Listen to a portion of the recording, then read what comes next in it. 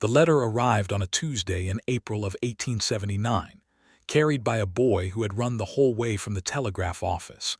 And it was that letter, more than anything else, that told Evelyn Turner her husband's grave was a lie. She had been kneeling in the dirt of the Cedar Falls Cemetery when the boy found her, pulling spring weeds from the mound that marked Amos Malone's resting place, the wooden cross weathered gray after 3 winters.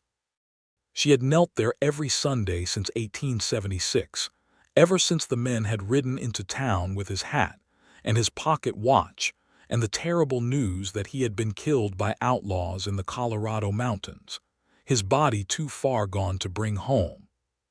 She had buried what they gave her: a hat, a watch, a folded shirt stained dark at the collar. She had told herself that was enough to grieve over, and for 3 years she had believed it. The boy handed her the envelope with dirt-smudged fingers and did not wait for a reply before running off toward the schoolhouse, eager to be free of whatever weight that paper carried. Evelyn wiped her hands on her apron and broke the seal right there among the graves, the wind picking at the edges of the paper, as though it too wanted to read what was written before she could. The letter was from a cousin of hers in Ellsworth, a woman named Margaret who traded in gossip the way other women traded in quilting patterns, and it said only this: that a peddler passing through Ellsworth had sworn, on his mother's grave, that he had seen a man answering exactly to the description of Amos Malone working as a blacksmith in a Colorado mining town called Silver Bend, a man with the same crooked scar above his left eyebrow, the same way of favoring his right leg when he walked, the same low voice that carried further than a man expected. Evelyn read the letter twice, and then a third time, and each time the words refused to rearrange themselves into anything sensible. She looked down at the grave beneath her, at the cross that read Amos Malone, beloved husband, 1848 to 1876, and felt something crack open inside her chest. Not quite hope and not quite grief, but some terrible mixture of both. That same week, as though the universe had decided to conspire against her peace entirely, the spring rains came hard and long, and the swollen creek that ran behind the cemetery overflowed its banks and carried away a wide slice of the graveyard's soft earth, including the edge of Amos's plot. The town's gravedigger, a quiet man named Otis Prout, who had buried half of Cedar Falls with his own 2 hands, came to find her at the Mercantile 2 days later with his hat twisted between his fingers and a look on his face like a man about to confess a sin. "Mrs. Malone," he said, though of course she went by Turner in her own mind and had for years now, keeping her maiden name closed the way some women kept a locket. "I do not rightly know how to say this, but I went out this morning to see about shoring up the plots the water took, and yours was one of them washed clean open." "Go on," she said, though her heart was already hammering. "There is no body in that coffin, ma'am." "There never was. It is packed with river stones and an old feed sack. I would swear it on the Bible." The Mercantile went very quiet around her. Somewhere a shelf of tin cans rattled as someone shifted their weight, and outside a dog barked at nothing, and Evelyn Turner stood there with her hand pressed flat against the counter to keep herself upright, feeling the whole world tilt sideways beneath her feet. She had mourned a lie. She had spent 3 years kneeling before an empty box, pulling weeds for a man who might never have been in that ground at all. That night she did not sleep. She sat at the kitchen table of the small house she and Amos had built together in 1872, the same table where he had eaten breakfast every morning before riding out to check the cattle, and she turned the lamp up high and stared at the 2 things left of him: the letter from Margaret and the folded shirt she had never had the heart to bury, the one she had kept in the cedar chest instead, telling herself it was too fine a thing to put in the ground. Now she understood why some part of her had never been able to let it go. She thought of the men who had brought her the news.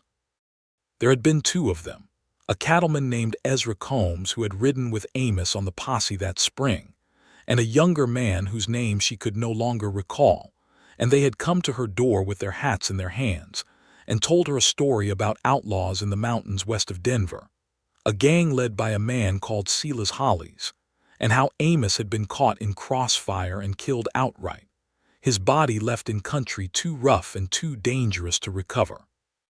Ezra Combs had wept actual tears when he handed her the watch. She remembered that clearly. A man did not weep like that over a lie, she had thought at the time, but perhaps he wept because the lie itself was a kind of grief. By morning she had made up her mind. She would go to Ezra Combs first, and if he would not tell her the truth, she would ride to Colorado herself and find it. Ezra Combs still lived on his ranch 2 miles outside of Cedar Falls, and Evelyn rode out at first light, her shawl pulled tight against the cold spring air, her mind rehearsing what she would say. She found him in his barn, forking hay for his horses, a heavier man now than he had been 3 years before, his beard gone mostly gray. "Mrs. Malone," he said, startled, nearly dropping his pitchfork, "I did not expect to see you out this way." "The grave was empty, Ezra," she said, without preamble, because she had decided on the ride over that she had no patience left for pleasantries. "There is no body in it. There never was. You brought me a watch and a hat and a story, and I buried that story like it was my husband, and now I find out it was nothing but rocks and an old feed sack." Ezra Combs's face went the color of ash. He set down the pitchfork very carefully, as though afraid of what his hands might do if he did not. "I do not know what you are talking about," he said, but his voice cracked in the middle of the sentence, and Evelyn had known this man for 7 years, had sat across from him at church suppers and watched him dance with his wife at the 4th of July social, and she knew a lie when she heard one from him now. "Do not do this," she said, and her voice broke too, though she willed it not to. "Do not stand there and lie to my face after everything you already took from me. 3 years, Ezra. 3 years I have grieved a man who may still be walking this earth. If you know something, if you know anything at all, I am asking you as a woman who loved her husband to tell me the truth." For a long moment Ezra Combs said nothing at all. He looked at the hay-strewn floor of his barn, and then at the door as though checking for eavesdroppers, and then finally he looked back at her with an expression of such naked misery that Evelyn understood before he even spoke that everything was about to change. "He made me swear," Ezra said quietly. "He made me swear on my own children that I would never tell you, that I would let you believe him dead, because he said it was the only way to keep you safe. Silas Hollies and his men, they were not simply outlaws we happened across, Mrs. Malone. Amos saw them murder a man in cold blood outside of Trinidad, saw it with his own eyes, and Hollies knew he had been seen. Amos was set to testify against him if they were ever caught. Hollies swore he would hunt Amos down and kill everyone he loved to keep that testimony from ever being spoken, and when Amos was wounded bad in the fight that followed, near dying, he made the choice himself. He asked me to say he was dead. He said a dead man could not be hunted, and a widow could not be threatened the way a wife could." Evelyn stood very still, her hands clenched at her sides, feeling the barn spin slowly around her. "Then he is alive," she said, and it was not a question. "He was alive when I left him, 3 years past, in a line shack up near the Colorado line, healing slow from a bullet through his side. Whether he is alive now I could not tell you. I have not heard a word from him since, not one, though I have looked for word of him every time a drover comes through from that country." "Where?" Evelyn said. "Where exactly?" "He said he meant to go further west, somewhere Hollies would never think to look, somewhere he could disappear entire." "I do not know where he ended up, Mrs. Malone. I swear that to you on everything I hold sacred." Evelyn rode home that afternoon with her mind a storm of fury and disbelief, and something else too, something dangerously close to joy, though she was ashamed of how quickly it rose in her chest. Amos was alive, or had been 3 years ago, in a lined shack with a bullet wound and a plan to vanish. He had let her bury an empty coffin. He had let her grieve him, let her turn away every man in Cedar Falls who had come calling in the years since, let her spend 3 winters kneeling in a graveyard weeping over stones wrapped in a feed sack. And he had done it, according to Ezra Combs, because he loved her too much to let her be a target for a killer's revenge. She did not know yet whether to forgive that or to never forgive it at all, but she knew, with a certainty that settled into her bones like iron, that she would not spend one more day not knowing the truth of it.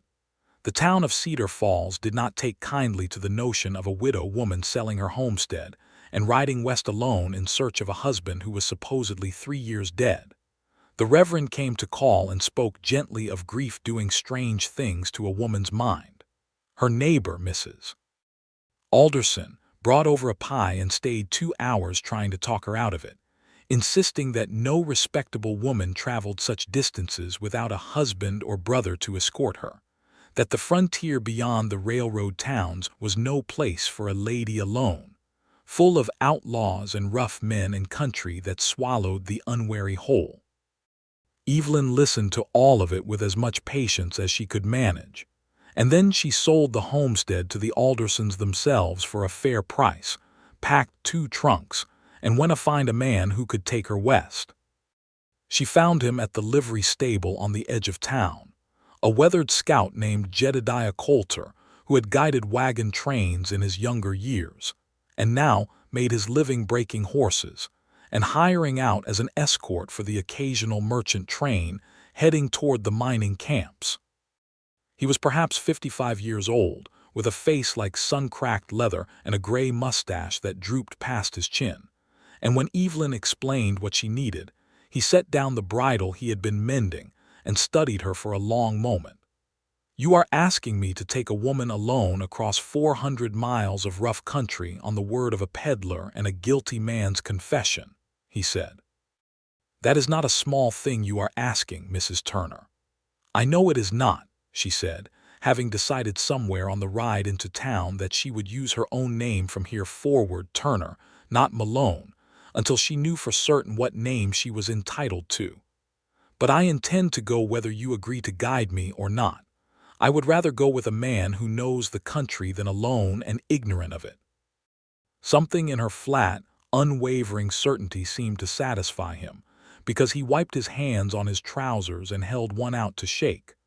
"My wife will skin me for taking this job," he said, "but she skinned me for less sensible reasons before, so I expect I will survive it. We will go by rail as far as we can, then horseback the rest. It will not be an easy road, Mrs. Turner. I want you understanding that before we start." "I have buried a man who was not dead," Evelyn said. "I do not believe there is much left that could frighten me worse than that already has." They left Cedar Falls on the 1st of May, taking the train west toward Denver, a journey of clattering iron and cinder smoke that carried them further from everything Evelyn had ever known than she had traveled in her whole life. She watched the plains roll past the window for 2 days, the endless grass giving way slowly to rougher country, buttes and dry washes, and finally the first blue shadow of mountains on the horizon, and she thought of Amos the entire way, turning Ezra Combs's words over and over in her mind until they wore smooth as river stones. In Denver, a raw, booming city of raised sidewalks and mud streets, Jedediah Coulter secured them horses and supplies for the journey into the mountains, and it was there, in a saloon that served coffee to respectable travelers in a curtained side room, that they got their first real word of Amos. The man who gave it to them was an old freighter named Willis Grange, gray-bearded and missing 2 fingers on his left hand, who had hauled ore and supplies through the mountain camps for a dozen years and knew most every soul in that country by sight if not by name. When Jedediah described the man they were looking for, tall, dark-haired, a crooked scar above the left eyebrow, favoring the right leg from an old wound, Willis Grange set down his coffee cup with a thoughtful frown. "There is a blacksmith up in Silver Bend goes by the name of Amos Reed," he said slowly. "Big fellow quiet, keeps to himself mostly, though he is fair and honest in his dealings, which is more than I can say for half the men in that camp. He has a scar just such as you describe, and he does favor that leg when the weather turns cold. I have hauled iron up to him more than once." Evelyn's coffee cup rattled against its saucer as her hand shook. "How far is Silver Bend from here?" 3 days ride, maybe 4 if the weather turns against you, up through the passes northwest of here. It is rough country, ma'am, and rougher company in some parts. There has been talk of the Hollies gang working that range again, robbing the ore shipments coming down from the high camps. I would not go up that way without a good reason and a good gun. I have both, Evelyn said, though her voice trembled as she said it, and Jedediah Coulter looked at her with something like grim respect. They left Denver the next morning, climbing steadily into country that grew wilder and more beautiful with every mile, pine forests giving way to granite peaks still capped with the last of the winter snow, the air growing thin and sharp enough to ache in Evelyn's chest. She had never seen mountains before, not real ones, and despite everything, despite the fear and the grief and the anger that warred inside her, she found herself catching her breath at the sight of them. The way the light came down gold and slanting through the pines in the late afternoon, the way the peaks turned pink and then violet as the sun went down. On the second day out from Denver, they were forced to shelter from a sudden mountain storm in a shallow rock overhang, huddled close together with the horses picketed nearby, rain hammering down in sheets that turned the trail to a river of mud. Jedediah built a small fire from dry wood he had thought to carry, and they sat close to it, sharing a tin cup of coffee back and forth, and it was there that Evelyn finally asked him the question that had been sitting in her chest since Denver. "Do you think he will want to be found?" Jedediah considered this for a long moment, turning his hat slowly in his hands. "I have known men who ran from things," he said finally, "and I have known men who ran toward things without knowing it. Sometimes it is the same running. A man who fakes his own death to protect his wife is not a man who has stopped loving her, Mrs. Turner. He is a man who has convinced himself that his love is more dangerous to her than his absence. That is a foolish kind of thinking, if you want my opinion, but it is not an unloving kind." "He should have told me," Evelyn said, and her voice cracked on the words, 3 years of grief and fury finally finding a crack to escape through. "He should have trusted me to decide for myself whether I wanted to be in danger beside him, rather than deciding it for me, and leaving me to grieve a coffin full of rocks." "You are not wrong," Jedediah said gently. "But grief makes fools of the wisest men, Mrs. Turner, and love makes bigger fools of them still. I expect you will have plenty to say to him when you find him. I expect he has plenty coming to him. But do not ride into that camp already certain of how the story ends. Let him tell it to you himself." On the third day, as they climbed higher into the pass, they came upon a small encampment of Ute families camped near a stream, and Jedediah, who had traded and traveled among the tribes of that country for decades, called out a greeting in their language and was answered in kind. An older man came forward, his face lined with the particular dignity of someone who has watched his people's world narrow year by year as settlers pushed further into land that had never been theirs to take, and he and Jedediah spoke for some time while Evelyn waited, watching children play near the stream, a woman weaving something intricate from willow branches. "They have seen soldiers moving through the passes further north," Jedediah said when he returned to her, his expression grave. "The government is pushing to move them onto a smaller reservation this very year, and there is bad feeling about it, and rightly so, if you want my honest opinion. This has been their country a great deal longer than it has been anyone else's, and I have never seen a treaty yet that was not broken the moment it became inconvenient.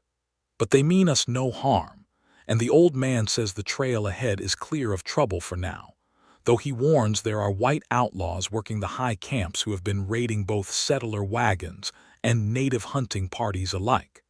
He says to travel careful and keep the fire small at night." Evelyn thought of this exchange for the rest of that day's ride, the quiet grief in the old man's eyes, the children laughing by the stream in a world that was closing in around them whether they wished it or not. And she felt, not for the first time on this journey, the weight of all the injustices this wild country carried inside it, injustices that had nothing to do with her own small grief and everything to do with a much larger and older wound. She said a silent thank you to the old man in her heart and rode on. They reached Silver Bend on the evening of the fourth day, as Willis Grange had warned them they might, the last mile slowed by a fallen tree across the trail that took an hour of hard labor to clear.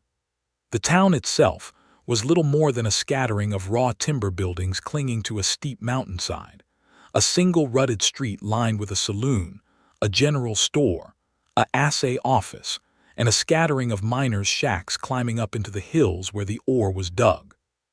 Smoke rose from a dozen chimneys into the cold evening air, and somewhere a piano was being played badly and enthusiastically in the saloon, and Evelyn sat on her tired horse at the edge of town and felt her whole body go cold with something that was not the mountain air. "The blacksmith shop is there," Jedediah said quietly, pointing toward a low building near the end of the street, a forge glowing orange in its open front, the ring of hammer on iron carrying faintly through the dusk. "Do you want me to come with you?" "No," Evelyn said, though her voice shook. "No, I think I need to do this myself." She dismounted slowly, her legs stiff and trembling from 4 days in the saddle, and walked down the muddy street toward the sound of that hammer, past miners heading toward the saloon who tipped their hats to her with the automatic courtesy men showed a lady in rough country, past a dog that barked once and then lost interest, until she stood at the open door of the forge and looked inside. The man working there had his back to her, bent over the anvil, his shirt sleeves rolled up past muscled forearms streaked with soot and sweat. And even from behind, even after 3 years, even in the failing light, she knew him. She knew the set of his shoulders and the way he held his head slightly tilted when he was concentrating.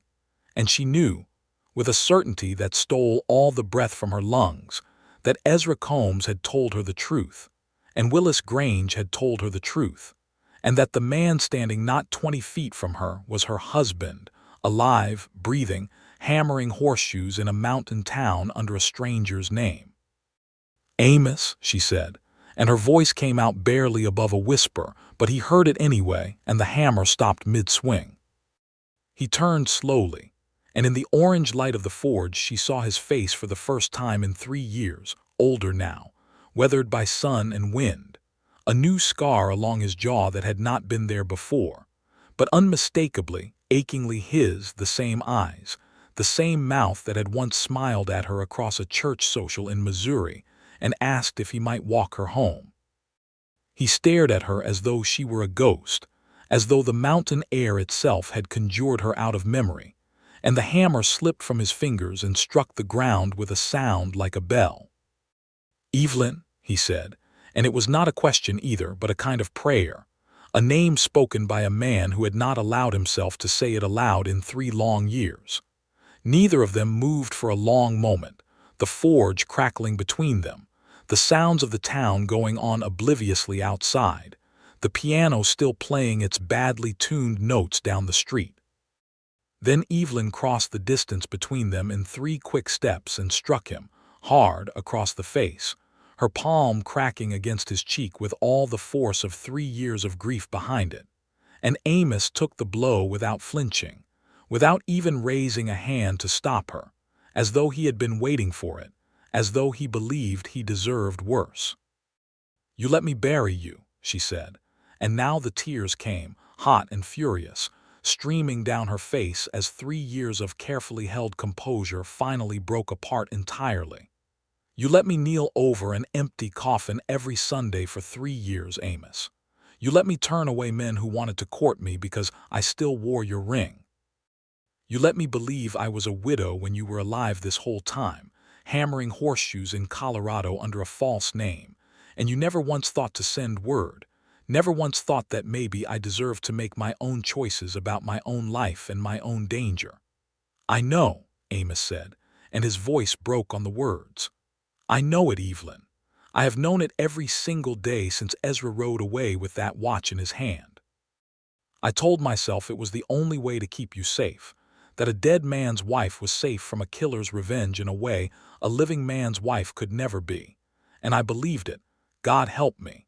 I believed it enough to let you grieve me rather than risk you grieving me for real if Hollies ever found me and decided to make you pay for what I saw." "You should have asked me," Evelyn said, her voice raw now, stripped of its fury and left with only the aching grief beneath it. You should have trusted me enough to let me decide whether I wanted to live in danger beside you, rather than deciding for me that I would rather live safe and alone. I did not marry you for safety, Amos. I married you because I loved you, and love does not get to choose safety over the person it loves without asking first. Amos reached out slowly, as though afraid she might strike him again, and this time she did not pull away when his hand found her cheek, his rough calloused fingers wiping at the tears there with a gentleness that undid something in her chest. I am asking now, he said quietly. 3 years too late, I know it, and I do not deserve the asking to matter, but I am asking now, Evelyn. Will you forgive a fool who loved you so much he made himself into a dead man, rather than risk being the reason you were harmed? She stood there in the doorway of that forge, in a mining town 400 miles from everything she had ever known, and looked at the face of the man she had grieved and buried, and never stopped loving despite 3 years believing him gone from the world entirely. And she felt the anger in her chest slowly, painfully, give way to something older and stronger than anger, the same love that had brought her all this way in the first place. I have not decided yet whether I forgive you, she said, though her hand had already come up to rest over his where it cupped her cheek. But I have ridden 400 miles to find out the truth of you, Amos Malone, and I do not intend to leave this mountain without you, whether I have forgiven you yet or not. That night, Jedediah Coulter secured them rooms above the general store, and Amos closed his forge and came to sit with them at the small table by the window. And for the first time Evelyn heard the whole of it, every detail Ezra Combs had not known or had not told her. Amos explained that the posse hunting Sela's Hollies in the spring of 1876 had cornered part of the gang outside of Trinidad, and Amos, riding with the deputized men, had personally witnessed Hollies shoot down an unarmed rancher who had refused to hand over his cattle, a killing done in cold blood in broad daylight with 3 other witnesses present. In the running gunfight that followed, Amos had taken a bullet through the side that should have killed him outright, and would have, he said, if Ezra Combs had not dragged him off his horse and hidden him in a lined shack, while the rest of the posse pursued the fleeing outlaws further into the mountains. While he lay fevered and half delirious in that shack, word had come that Hollies had escaped the posse entirely, and worse, that Hollies had learned the names of every man who could testify against him, Amos chief among them, and had sworn before witnesses of his own that he would see every one of those men, and everyone they loved, dead before he would hang for what he had done. I lay in that shack for 6 weeks healing, Amos said, his voice low and rough with old pain, and every single day I thought of you back in Cedar Falls, Evelyn, going about your life not knowing that a man like Sela's Hollies knew your name, knew where you lived, knew that hurting you would hurt me worse than any bullet ever could. I could not live with that. I could not live with the thought of you paying for what I had seen. So when Ezra came to check on me and found me well enough to travel, I made him a proposition. I told him to go back and tell you I was dead, killed in the fighting, and I gave him my watch and my hat to prove it, and I told him if he loved his own family he would never breathe a word otherwise to anyone. And you never once thought to write to me, Evelyn said, though the fury had gone quiet in her now, worn down into something closer to sorrow. Never once thought to send word once you were healed and far from that country, once enough time had passed. Every single day I thought of it, Amos said, and now his own eyes were wet. I wrote you 100 letters in my mind and never once put pen to paper, because I told myself that as long as I stayed dead, you were safe, and as long as you were safe, I could bear anything, even losing you, even living the rest of my life as a stranger in a strange town under a stranger's name. I told myself it was love, Evelyn. I still believe some part of it was. But I have come to understand, sitting alone in this town for 3 years, hearing nothing of you, not knowing if you were well or sick or married again to some better man, that what I did was not only love. It was also a kind of cowardice, choosing to disappear rather than face the harder work of protecting you while still being your husband. Evelyn was quiet for a long moment, watching the lamplight flicker across his weathered face, thinking of the grave she had knelt beside every Sunday, the empty coffin, the years of solitude she had chosen because some part of her had never quite believed him gone, not entirely, not in the deepest part of her heart. "Sela's Hollies is still out there," she said finally. "Willis Grange in Denver told us there has been talk of his gang working these very mountains again, robbing the ore shipments." Amos's face went grim. "I have heard the same talk. It is part of why I chose Silver Bend in the first place, thinking it too small and too remote for his attention. But if he has moved his operation into this range, it is only a matter of time before someone recognizes me for who I truly am, scar and all. I have thought more than once of moving on again, further west still, but I confess I had grown tired of running, Evelyn. I had begun to think perhaps I would rather face him, and whatever came of it, than spend the rest of my life as a ghost." "Then you will not face him alone," Evelyn said, and there was steel in her voice now, the same steel that had carried her 400 miles across mountain and plain to find him. "Whatever else is unsettled between us, Amos Malone, I did not ride all this way to lose you to that man twice." They sat together long into the night, the three of them, Jedediah offering his own hard-won wisdom about the country and its dangers, and by the time the lamp burned low, a plan had begun to take shape between them, rough and uncertain, but a plan nonetheless. The next morning, word came down from the high camps that confirmed their worst fears. A freight wagon carrying ore and payroll money had been robbed on the Silver Bend road not 10 miles distant. The driver shot through the shoulder, but left alive to carry a message back to the town. That Sela's Hollies knew a man calling himself Amos Reed was working as blacksmith in Silver Bend, that this man was in truth Amos Malone, a witness against him from years past, and that Hollies intended to finish what he had started outside of Trinidad, and would burn the whole town down around him if that was what it took. The town of Silver Bend, small as it was, did not take kindly to threats against one of its own, whatever name he might have been living under. The camp's rough justice ran deep, and within an hour of the news reaching the saloon, a dozen miners and freighters had gathered outside the assay office with rifles and shotguns, declaring themselves ready to stand against Hollies and his gang if it came to that. The town's part-time constable, a former Union cavalryman named Otis Bell, rode out at once to send word to the nearest federal marshal's office, though everyone understood that help might be days away, and Hollies, by all reports, was already moving toward them. "He will come by tonight or tomorrow," Amos said grimly, standing in the street outside his forge with Jedediah and the assembled miners around him, Evelyn close at his side despite Otis Bell's gentle suggestion that she might be safer indoors. "He does not wait, and he does not warn twice."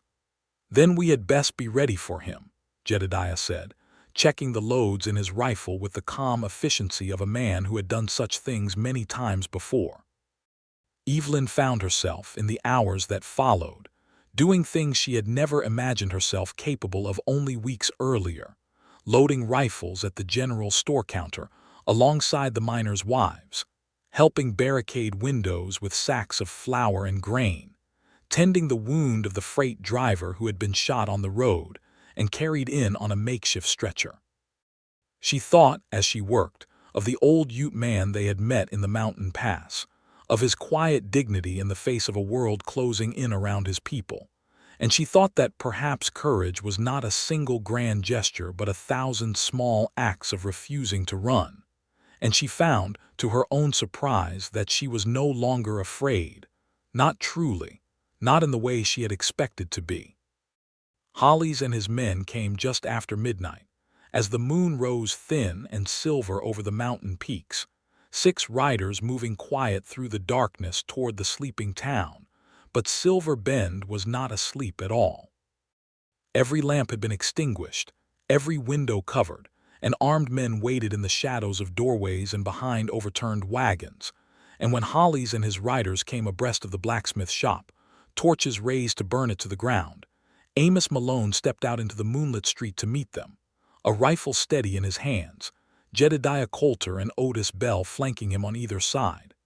"Selah's Hollis," Amos called out, his voice carrying clear and strong through the cold night air. "You have hunted me 3 years for a truth I told plain and simple to a posse of lawful men. I am done running from you. Whatever you have come to do, do it here, in front of witnesses, the same as you did to that rancher outside of Trinidad, and let every man in this town see exactly what kind of coward hides behind a torch and 6 riders against one blacksmith and his friends." Hollis, a lean, hard-faced man with cold eyes that caught what little moonlight there was, laughed low in his throat. But Evelyn, watching from the doorway of the general store with a rifle of her own steadied against the frame, saw the way his gaze flicked nervously toward the darkened windows and doorways surrounding him, saw him beginning to understand that he had ridden into a town far better prepared for him than he had anticipated. "You always did talk brave for a dead man, Malone," Hollis called back, though there was less certainty in his voice now than there had been in his laugh. "I am not the only one with a rifle in this street," Amos said. "Look around you, Hollis. Count the shadows. This town has had enough of men like you taking what is not yours and burning what you cannot take. Ride away now, and no more blood needs spilling tonight. Stay, and you will not ride out of Silver Bend at all." For a long, taut moment nothing moved in the street, the torches guttering in the night wind, Hollis's riders shifting uneasily in their saddles as they too began to notice the rifles trained on them from every darkened window along the street. Then, somewhere behind Evelyn, one of the miners' rifles discharged into the air, a warning shot that cracked like thunder through the cold mountain silence. And in the chaos that followed, Hollis's riders broke and scattered, some fleeing back down the mountain road, others firing wildly into the shadows before spurring their horses after their fleeing companions. Hollis himself wheeled his horse to flee as well, but Otis Bell, former cavalryman that he was, put a bullet through the animal's flank with cool precision, sending horse and rider crashing into the mud of the street, and before Hollis could rise, Amos was on him, wresting the outlaw's pistol from his hand and pinning him face down in the mud with a knee between his shoulder blades. "You are done, Hollis," Amos said, breathing hard, 3 years of fear and hiding finally breaking loose into something like grim satisfaction. "Done running me to ground, done burning honest men's homes, done threatening women who never did you a single wrong. There is a federal marshal on his way even now, and you will answer to him for that rancher outside of Trinidad, and for every crime you have committed since." They bound Hollis with rope from the livery stable and locked him in the assay office's iron strongbox room until the marshal could arrive. And by dawn, word came that 3 of his 6 riders had been captured trying to flee down the mountain road, caught by a party of miners who had ridden out in pursuit, while the remaining 2 had scattered into the wilderness, never to trouble Silver Bend again. Evelyn found Amos sitting on the steps of his forge as the sun rose gold over the eastern peaks, his rifle set aside, his hand still trembling faintly with the aftermath of the night's violence, and she sat down beside him without a word, close enough that their shoulders touched, and for a long while neither of them spoke at all, simply watching the light come up over the mountains together. "I am not the same man who left you 3 years ago," Amos said finally, his voice quiet in the pale morning light. "I have spent 3 years running and hiding, and telling myself lies about what love requires of a man. I do not know that I deserve the chance to be your husband again, Evelyn, not after everything I have cost you. But I love you. I have never once stopped loving you, not for a single day of all those years, and if you will let me, I would spend the rest of my life trying to earn back what I threw away." Evelyn looked at him for a long moment. This man she had buried and mourned and traveled 400 miles to find. This man who had made a foolish, cowardly, loving mistake, and had paid for it in 3 years of solitude just as she had paid for it in 3 years of grief. And she felt the last of her anger finally, quietly, dissolve into something gentler. "I forgave you somewhere on the road here," she admitted softly. "I think perhaps I forgave you the moment Ezra Combs told me the truth of it, though I was too angry to admit it even to myself. But forgiveness is not the same as forgetting, Amos, and I will not pretend these 3 years did not happen, or that they did not cost me something precious that I can never fully get back. If we are to build a life together again, it will have to be built on truth from now forward. No more secrets. No more decisions made for me without my knowledge or my consent, whatever the reason behind them might be." "I swear it," Amos said, and he took her hand in both of his, rough and calloused from years of forge work, and pressed it to his lips with a tenderness that made her breath catch in her chest. "Whatever comes, Evelyn, we face it together from this day forward, as it should have been from the start."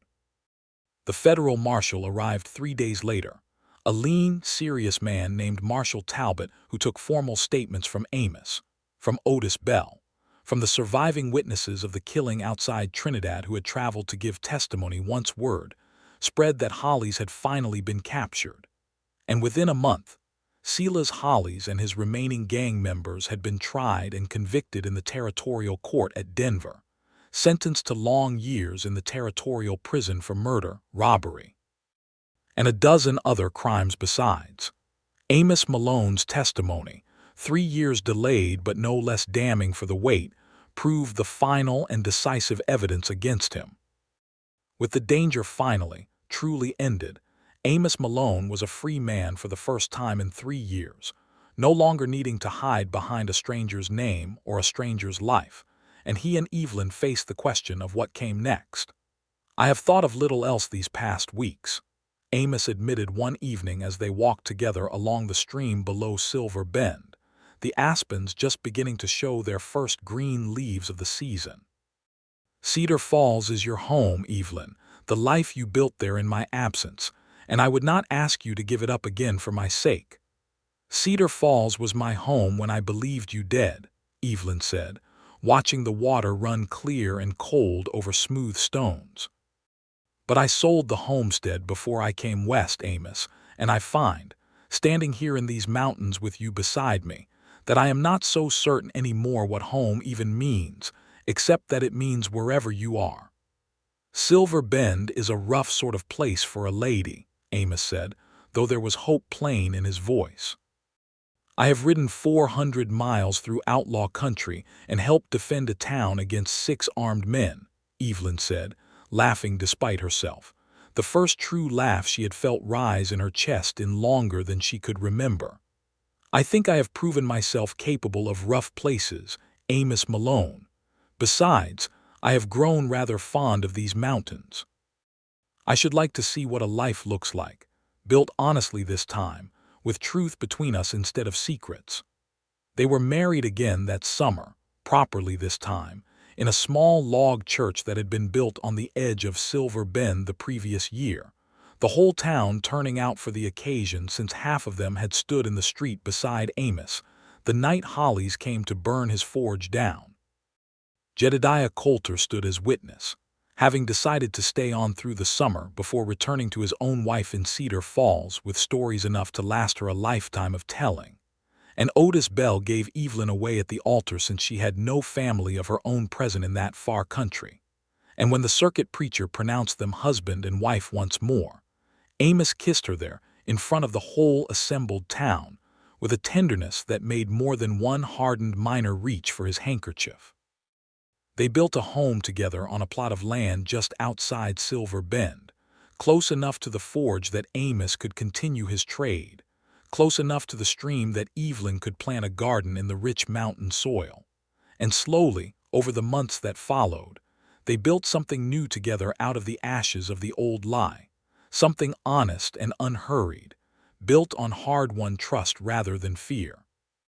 In the autumn of that same year, word came that the government had finally forced the Ute families they had met in the mountain pass onto a smaller reservation far from their traditional hunting grounds, And Evelyn thought often and sadly of the old man's quiet dignity, of the children playing by the stream, and she and Amos gave what small help they could to the families who passed through Silver Bend in the difficult months that followed.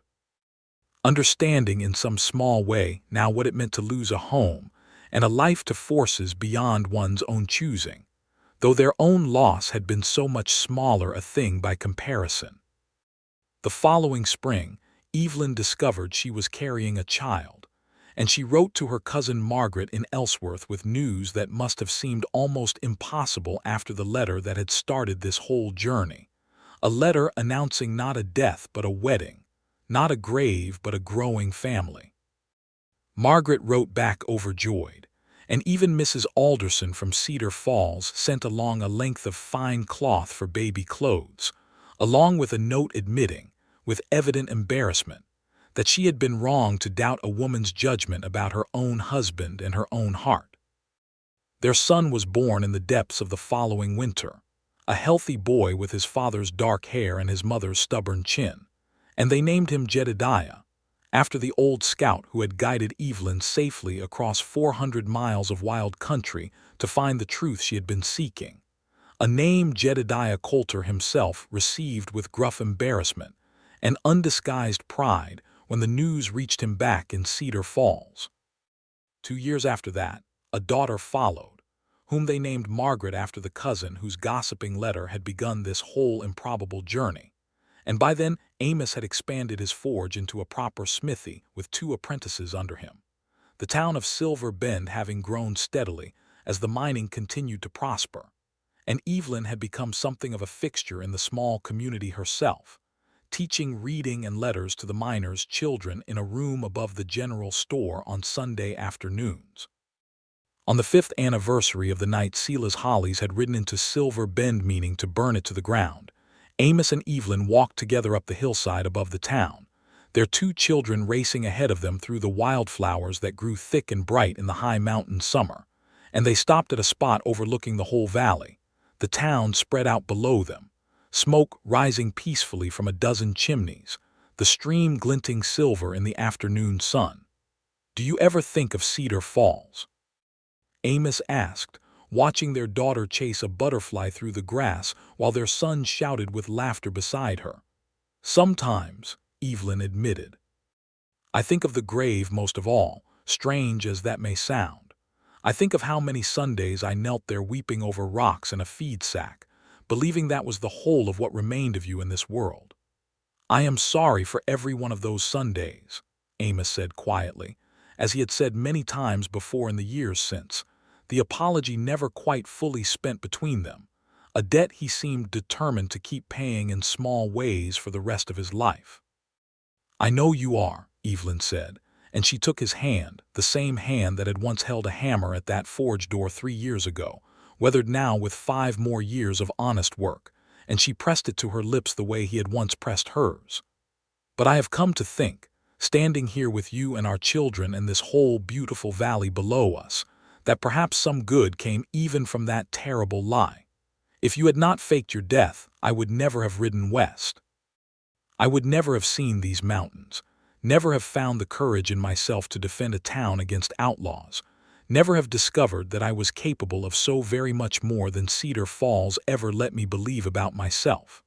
The lie cost us 3 years we can never get back, and I will always grieve that loss.